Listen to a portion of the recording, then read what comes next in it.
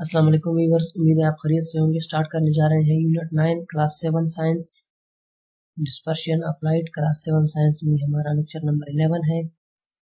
Start करते हैं MCQs number 1 से। The medium in which light travel fast is called dash medium. वो medium जिसमें लाइट जो है वो फास्ट ट्रेवल करती है उसको क्या क्या कहा जाता है? कौन सी मीडियम है? उसको रेयर मीडियम कहा जाता है। ऑप्शन नंबर ए इसका सही जवाब है। MCQs number 2, the medium in which light travel slow is called dash medium. वो मीडियम जिसमें लाइट जो है वो स्लो ट्रेवल करती है उसको डेंसर मीडियम कहा जाता है। ऑप्शन नंबर बी इसका सही जवाब है, डेंसर मीडियम।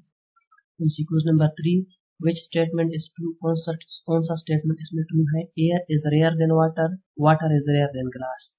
एयर हमें पता है ये वाटर से रेयर है और वाटर जो है ये ग्लास से रेयर है, तो ये दोनों ठीक है। इसका सही जवाब है option number C, both are true. MCQs number 4, light travel fastest and. Light जो है ये किस चीज में फास्टेस्ट ट्रेवल करती है, तेज जाती है? इसका सही जवाब है option number D, vacuum. Light travels fastest in vacuum. MCQs number 5, the light रे that strike a surface is called a. Light रे जो एक सरफेस को स्ट्राइक करते हैं उसको कौन सी रे कहा जाता है? उसको इंसिडेंट रे कहा जाता है। ऑप्शन नंबर ए इसका सही जवाब है, द लाइट रे that strike a surface is called an incident ray.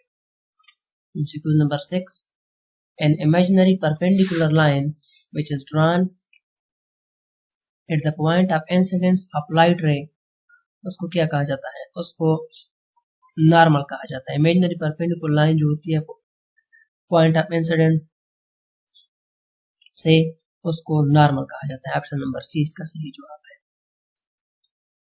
Number 7, the bending applied from its original path is called। the bending applied from its original path is called dash applied. इसको refraction applied कहते हैं। Original path से जब bend हो जाती है light तो उसको हम रिफ्रैक्शन अप्लाइड कहते हैं। Option number A. MCQs number 8, when light enters from rare medium to denser medium it bends. जब लाइट जो है ये रेयर मीडियम से डेंसर मीडियम में दाखिल होती है तो क्या हो जाती है, किस तरफ बेंड हो जाती है? Towards normal, away from the normal, behind normal. इसका सही जवाब है टुवर्ड्स नॉर्मल। ये टुवर्ड्स नॉर्मल बेंड हो जाती है जब रेयर मीडियम से डेंसर मीडियम में आ जाती है।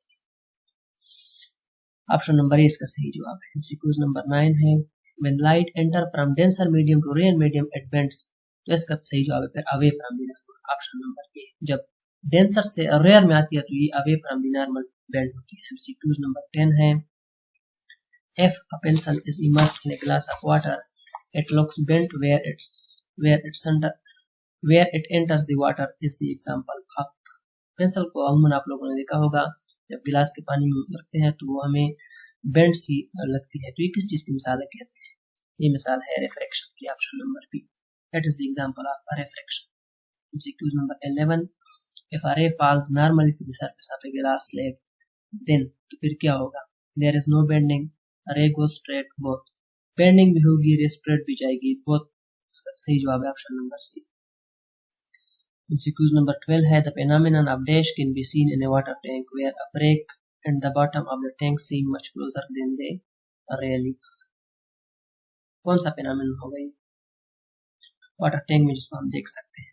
एमसीक्यूज नंबर 12 है, इसका सही जवाब है रिफ्रैक्शन। ऑप्शन नंबर ए इसका सही जवाब है, रिफ्रैक्शन।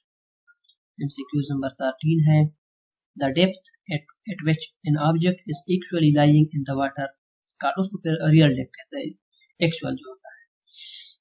ऑप्शन नंबर ए सही जवाब है। एमसीक्यूज 14 है, the depth at which an object seems to a person closer due to refraction is called। वो कौन सी होती है? वो apparent डेप्थ होती है, जैसी हमें नजर आती है उसको apparent होती है, जो होती है एक्चुअली वो रियल डेप्थ। एमसीक्यूज 14 का सही जवाब है ऑप्शन बी, apparent।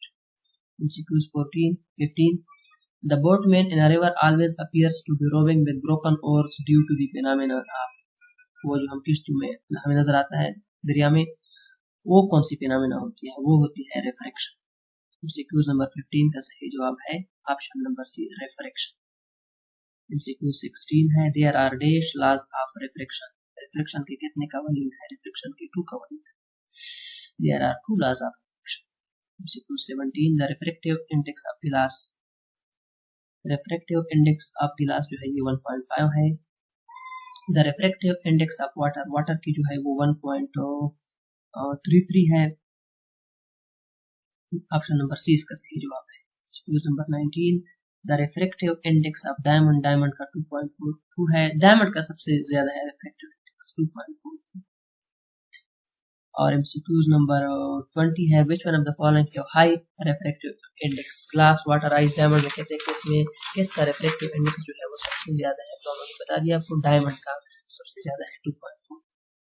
एमसीक्यूज 21 है, the angle of incident for which the angle of reflection is 90 is called, angle of incident जिनके लिए एंगल ऑफ रिफ्लेक्शन पहले से 90 होती है उसको क्या कहा जाता है, कहा जाता है critical angle. Option number C. MCQs number 22, the critical angle for water is dash and for glass is dash, critical angle जो है ये वाटर के लिए कितनी है, ग्लास के लिए कितनी है, ये वाटर के लिए है 49, ग्लास के लिए है 42। Option number A 49 42।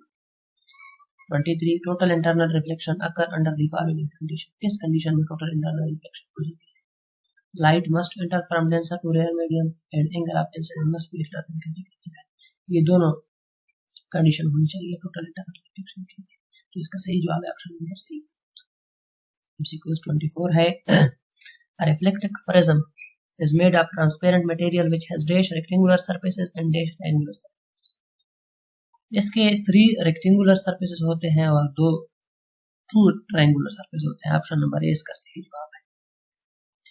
प्रिज्म मंशूर जो होता है कहता है वो ट्रांसपेरेंट मटेरियल से बना होता है जिसके 3 रेक्टेंगुलर सरफेसेस होते हैं और 2 triangular surface. Option number 25 25 when white light enters into prism it split white light into, इसको 7 कलर में डिवाइड करते हैं। Option number B. 26 है, a dash is an optical instrument used to see the object which are above the sea level of water, वो periscope है, जो चीज हमारे लेवल से ऊपर होती है उसको हम देखने के लिए पेरिस्कोप यूज करते हैं। Option number B. 27 periscope works on the principle of, periscope किस यूज पे काम करता है, total internal reflection. Option number A. 28 dash are use in tanks submarines etcetera, कौन सा जो है ये टैंक सबमरीन वगैरह में यूज होता है, ये पेरिस्कोप है। Option number 29 a marriage is a natural optical phenomena in which we see a dashed image of the distinct object। 29 MCQ का सही जवाब है इन्वर्टेड, मैरिज नेचुरल फिनोमेना है जिसको हम जिसकी मदद से हम इन्वर्टेड इमेज जो है डिस्टेंट ऑब्जेक्ट का देख सकते हैं। MCQ नंबर 30 है, मैरिज हैपेंस व्हेन, मैरिज कब होता है, जब ग्राउंड जो है वो हॉट हो और एयर जो है वो कूल, तब मैरिज होता है, गर्मी में ये हो जाता है। ऑप्शन नंबर ए सही जवाब है। MCQ 31 which one of this phenomena is only an optical illusion, इनमें से कौन सा फिनोमेना जो है ये सिर्फ ऑप्टिकल इल्यूजन है, ये मैरिज जो है ऑप्टिकल इल्यूजन है। ऑप्शन नंबर सी इसका सही जवाब है। MCQ 32 a fish or a diver is able to see the objects in the sides or bottom of the pond due to, किस चीज की वजह से, ये टोटल इंटरनल रिफ्लेक्शन की वजह से देखते हैं ड्राइवर या फिश साइड पे जो चीजें होती है तालाब या दरिया में। MCQ 33 है, due to dash the fish और driver is able to see the object outside the water, इसका सही जवाब है रिफ्रैक्शन, रिफ्रैक्शन की वजह से आउटसाइड चीजें। MCQ 34 the phenomenon of splitting of white light into its component is known is, इसको क्या कहा जाता है, इसको कहा जाता है डिस्पर्शन ऑफ लाइट। 34 MCQ का सही जवाब है option number C dispersion. MCQ 35 the band of 7 colours obtained is called, इसको कहा जाता है स्पेक्ट्रम ऑफ लाइट, जो 7 कलर का बैंड हमें ऑब्टेन्ड होता है उसको हम कहते हैं spectrum of light. Option number A सही जवाब है। 36 the 7 colour of spectrum can be denoted by, इसको हम किस चीज से याद करते हैं, किस चीज से हम डिनोट करते हैं, वेबड्योर। ऑप्शन नंबर ए VIBGYOR, पहला वायरेट है लास्ट में रेड है, इसी फॉर्मूले की मदद से हम सारे याद कर सकते हैं। ऑप्शन नंबर ए वेबड्योर की formula. 37 the 7 colored rainbow is found in the sky just after rain when the sun is shining due to the, rainbow जो पैदा होती है बारिश के बाद, बारिश के फौरन बाद आसमान में, वो कहते हैं कौन सी फिनोमेना, ये जो है ये डिस्पर्शन ऑफ लाइट है। ऑप्शन नंबर ए सही जवाब है। 38 dash are the primary colours of light, कौन से जो है प्राइमरी कलर है, red green blue. Option number A red green blue जो है ये प्राइमरी कलर है।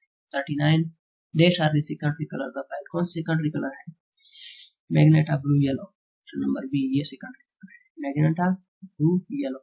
MCQ number 40 with the help of dash Newton demonstrated that white light is a combination of the 7 different colors found in a rainbow. Newton colour disc की मदद से Newton ने मालूम किया था कि लाइट जो है 7 कलर का कॉम्बिनेशन है जो रेनबो में पाई जाती है। न्यूटन कलर डिस्क इसका सही जवाब है। Question number 41, a leaf looks green because it absorbs nearly all the colors and reflect only dash color of light. Green colour of light. Leaf जो है ये क्यों ग्रीन हमें नजर आती है, इसलिए कि सारे कलर जो है एब्जॉर्ब करती है, सिर्फ ग्रीन कलर को रिफ्लेक्ट करती है, जिसकी वजह से हमें ग्रीन नजर आती है। तो ये था यूनिट नंबर 9। यूनिट नंबर 10, 11, 12 जो है बाकी इंशाल्लाह आपको पसंद आई होगी। शुक्रिया।